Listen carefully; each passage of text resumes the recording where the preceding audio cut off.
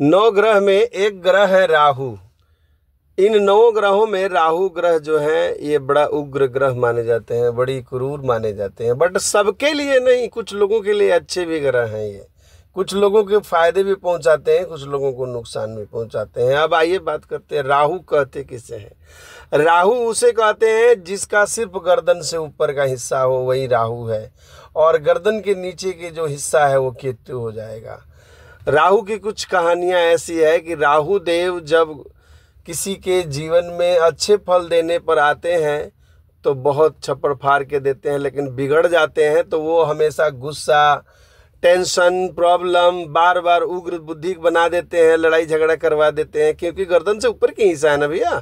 तो इस वजह से राहु ग्रह जो है उनको कंट्रोल करना सबके बस की बात नहीं है, और जल्दी कंट्रोल भी नहीं होते हैं। शांति, जितना आपके मन में शांति रहेगा, जितना आप मेडिटेट करेंगे, मेडिटेशन करेंगे, पीस रहना चाहेंगे, उतना ही वो अच्छे काम करेंगे। कि उनकी एक्टिविटी तो आपको कनेक्शन कहाँ से मिलता है? दिमाग से मिलता है।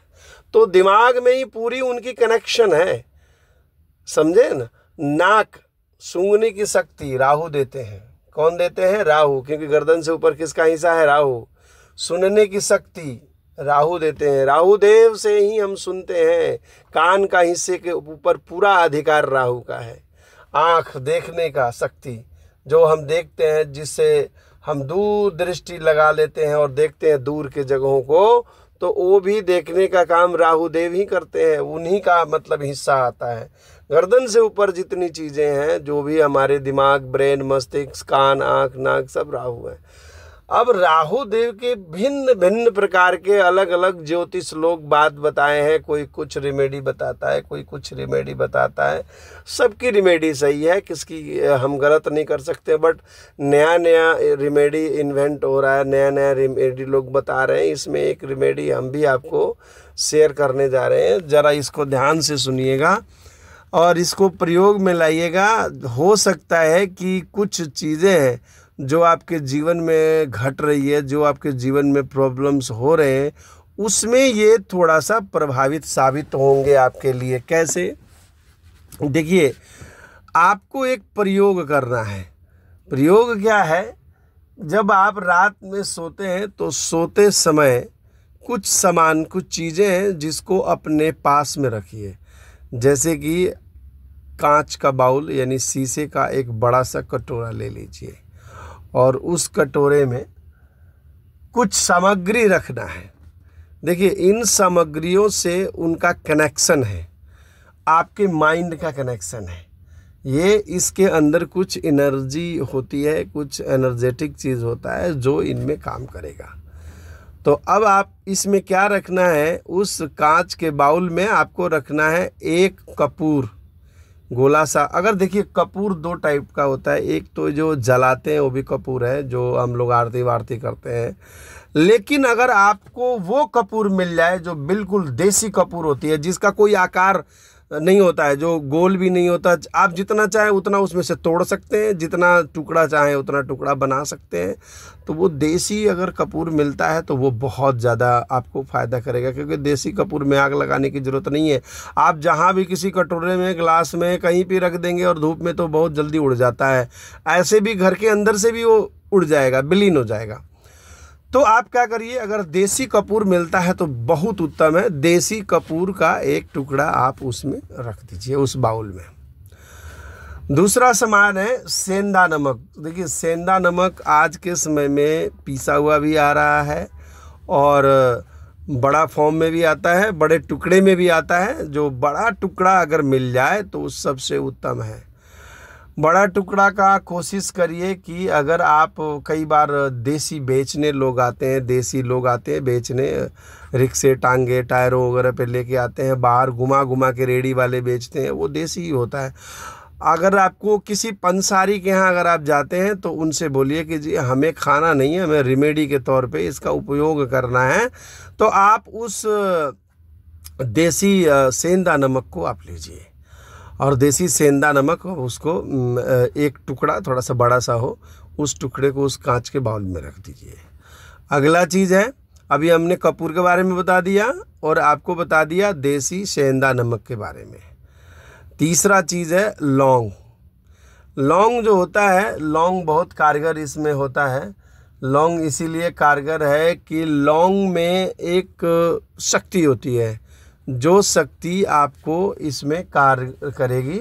और ये शक्ति इसलिए कार्य करेगी कि इसमें जो लौंग के ऊपर जो फूल होता है ना, आप कोशिश करिएगा कि जो भी लौंग इस बाउल में रखे उसका फूल हो।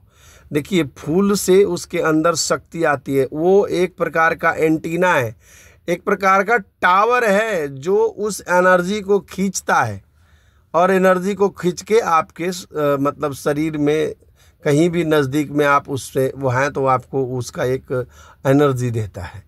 इसीलिए कोशिश करिए कि आपको फूल वाली लौंग मिले। फूल वाली जो लौंग होती है वो बहुत कामयाब होती है। या तो 5, नहीं तो 7, नहीं तो 11, नहीं तो 21, इस तरह से करके फूल वाली लौंग जो है, फूल वाली लौंग को आप उसमें रख दीजिए। 3 आइटम हो गया। चौथा आइटम है फिटकरी। जो फिटकरी होता है, देखिए फिटकरी में भी ध्यान रखना है। फिटकरी, एक फिटकरी आ रही है आजकल, लोग दाढ़ी में लगाते हैं, चाहे उसमें सांचा में बना करके आकार दे देते हैं, चिपटा सा आकार, राउंड आकार। ये नहीं, इसमें मिलावट होता है। ये फिटकरी नहीं, आपको वो फिटकरी लेना है जो फिटकरी आपको पंसारी के पास में मिले और उसका कोई आकार नहीं होता है। जितना चाहो उतना तोड़ लो और तोड़ करके उस फिटकरी को इसमें रख दो। तो आपने कांच के बाउल में क्या क्या रखा? सबसे पहले रखा आपने कपूर, उसके बाद में आपने क्या रखा? सेंधा नमक। सेंधा नमक के बाद में आपने क्या रखा? लौंग। लौंग के बारे में बता दिया है कितना कितना रखना है, लेकिन फूल वाली लौंग। उसके बाद में चौथा सामान है आपके फिटकरी। तो जो फिटकरी है आपने उसमें रख दिया, 4 आइटम हो गया। और कांच के बाउल में आप सोते समय, देखिए सोते समय सबसे अच्छा जो दिशा होता है आपका, जो सोने की दिशा होना चाहिए, वो आपका ज़्यादातर कोशिश करो कि साउथ में आपका सिर हो और नॉर्थ दिशा में आपका पाँव हो तो उत्तम माना जाएगा। या पूरब में सिर हो या पश्चिम दिशा में भी पाँव हो तो ये भी माना जाएगा। कोशिश करो कि आपका उत्तर दिशा में सिर ना पड़े। डिस्पोजल, एक डिस्पोजल की दिशा होती है। मेरे अगले वीडियो में या पिछले वीडियो में आप सुन लेंगे, पीछे कई वीडियोस हमने बताए हैं कि जिसमें डिस्पोजल की दिशा में आपका माथा नहीं होना चाहिए। अगर डिस्पोजल की दिशा में माथा है तो जितना आपके पास में एनर्जी होगी वो सारी एनर्जी ख़त्म होती जाएगी और हमेशा तनाव, टेंशन, चिंता, प्रॉब्लम जीवन भर लगा रहेगा, क्योंकि सो ही रहे हो डिस्पोजल की दिशा में। तो वहाँ जो भी एनर्जी रात में आपको आएगी वो डिस्पोजल की दिशा वो बेकार कर देगा, ख़त्म कर देगा। इसीलिए कोशिश करना कि उस दिशा में ना सोओ। और आप ऐसा करें कि अब आप आराम से रात में सोएं, जो दिशा मैंने आपको बताया, और आप अपने सिरहाने इसको रखें। इससे क्या होगा कि इससे जो सकारात्मक ऊर्जा जाएगी वो आपके माइंड को, आपके दिमाग को, आपके मस्तिष्क को मिलेगी और ये एक्टिवेट होगा।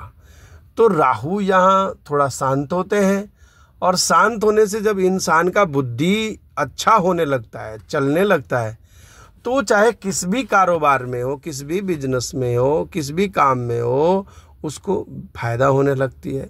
इसी चीज़ को दूसरे तौर तरीके से जो बताते हैं, जो ज्योतिषी लोग हैं, वो बताते हैं कि भैया पैसे की बारिश होने लगे। पैसे की तो बारिश तो भाई नहीं होगा, लेकिन हाँ, जो पैसा एक जेन्युइन रुक रहा है, आप नहीं कमा पा रहे, वो कमाने लगोगे, पैसे आने लगेंगे, कुछ पैसे आएगा। बारिश नहीं होगा, बारिश तो किसी को नहीं होता है। ये तो कहावतें हैं कि भाई चाबी बनवा के रख लो, पैसे की बारिश होने लगेगी और ये रिमेडी कर लो। अरे ऐसा होता तो जो बता रहा था वही पैसा का बारिश नहीं करा लेता। नहीं, देखिए इसमें एक चीज़ और बता देता हूँ, वैसा नहीं है। पैसे आते हैं, सबको आते हैं, लेकिन पैसे कमाने की एक तरीका है। इससे ये हो जाता है कि आपके मस्तिष्क को बैलेंस करता है, एनर्जी देता है, जिससे आपकी दिमाग सही चलती है, संतुलन बना रहता है। आप जिस काम में हाथ डालते हो वो काम में आप आगे चले जाते हो, आपका काम बनने लग जाता है। इसलिए आपको वृद्धि होने लगती है, फ़ायदा होने लगता है। तो देखिए, हमारी बताई हुई बात को खूब बहुत ध्यान से आप सुन लीजिए, इसको करिए ज़रूर। और अगर आपको फ़ायदा होता है, हमने ये नहीं बोला कि आप करोड़पति बन जाओगे, फ़ायदा ज़रूर होगा, 100% होगा। क्योंकि इससे फ़ायदा जब होता है तो आप जो है सो आप हमारे को कमेंट्स करें, हम आगे दूसरा कोई बढ़िया आपका जो सवाल होगा उस पर वीडियो बना के भेजेंगे। अगर आप मेरे चैनल पे नए हैं तो सब्सक्राइब कर लें, लाइक भी कर दें। अगर आपको अच्छा ज़्यादा लगा है तो बहुत बहुत धन्यवाद। आप नेक्स्ट वीडियो पे अगर कुछ आप हमें और आपका कोई समस्या है उस पर लिख के भेजिए। थैंक यू, धन्यवाद।